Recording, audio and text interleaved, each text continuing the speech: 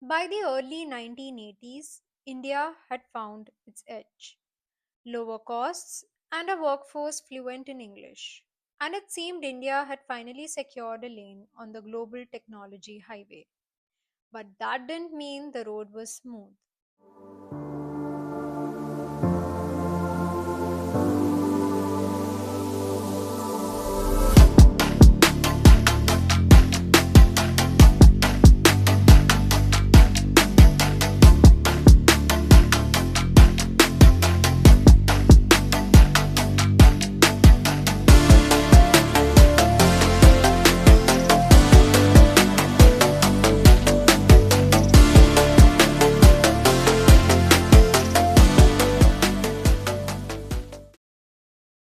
Hello everyone, welcome back to InfoRush, where curiosity meets clarity. I am Rudrakshi, I am Disha. and this is episode 5, A Bumpy Ride. Today's story is about the bumpy ride the Indian IT industry faced and how the rocky road gave way to one of the world's largest tech industries. Despite its advantages, the Indian software industry faced two massive problems. First, hardware scarcity. Importing computers, especially mainframes, was expensive, slow, and wrapped in red tape. You couldn't code at scale if you couldn't even get your hands on a machine. Second, a skills gap. India was producing brilliant engineers, but very few colleges taught computers or software. Talent existed, training didn't. And then, three seemingly unrelated events changed everything. The first was political.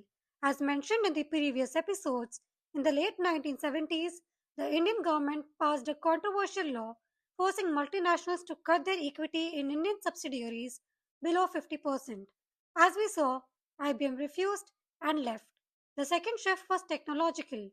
The arrival of personal computers in the 1980s dramatically reduced hardware costs. Computing was no longer confined to governments and large corporations. Suddenly, thousands of small firms could exist.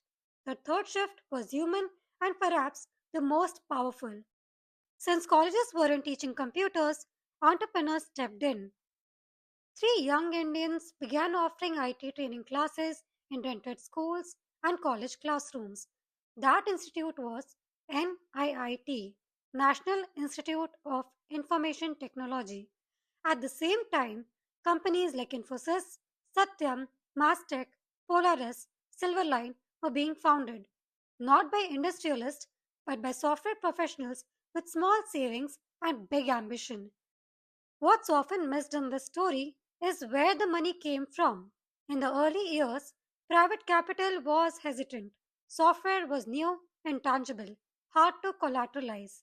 It was public sector banks and financial institutions that stepped in, providing early capital, long term credit, and the confidence that allowed young software firms to survive their most fragile years.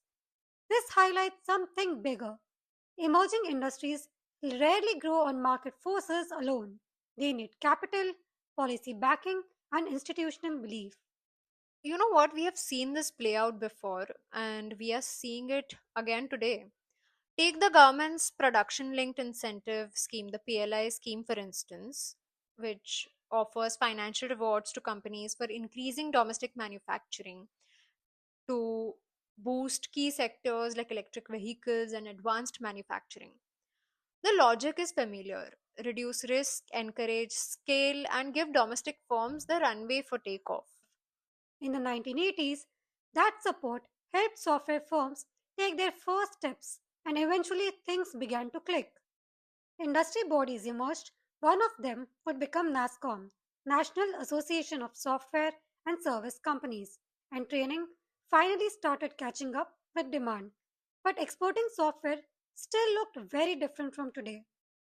In the early years, software exports meant physical movement. Either the code traveled on floppy disks or the coder did. This model was called body shopping.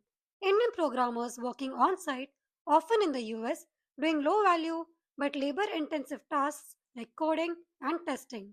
Then came a quiet revolution.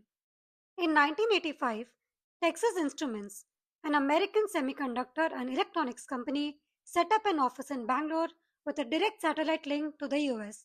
In 1989, BSNL, government-owned telecom company, commissioned India's first dedicated link to the US. For the first time, work could stay in India and travel digitally. Also, Indian firms slowly moved up the value chain from coding to design. Imagine a company hires Indian software engineers to fix bugs in their program. That's just coding. But over time, Indian firms started designing the software itself, deciding how it should work, what features it should have, and how users would interact with it. It's like moving from just painting someone else's house to architecting and building a house from scratch. The growth of the Indian IT sector in the 1980s was driven by a unique convergence of geopolitical shifts, technological evolution, and institutional support. The departure of IBM created a domestic vacuum, while the global advent of the personal computer made hardware accessible to smaller firms. Simultaneously, the skills gap was bridged not by traditional universities but by private entrepreneurs like NIIT. This era also saw the birth of firms like Infosys and Mastech. The industry, which initially relied on physically sending programmers to client sites, later transitioned toward the modern offshore delivery model, following the introduction of dedicated satellite links by Texas Instruments and BSNL. This digital infrastructure allowed Indian firms to move up the value chain, transitioning from basic bug fixing to now designing the software. India wasn't just supplying labor anymore, it was supplying solutions. But history wasn't done testing that claim. Two digits, one date, zero room for error. As the millennium approached, time itself turned into a bug. Legacy systems across the globe began ticking towards failure, and the world was scouring for someone who could fix it. That's today's info rush. Stay curious, stay skeptical, and log out smarter.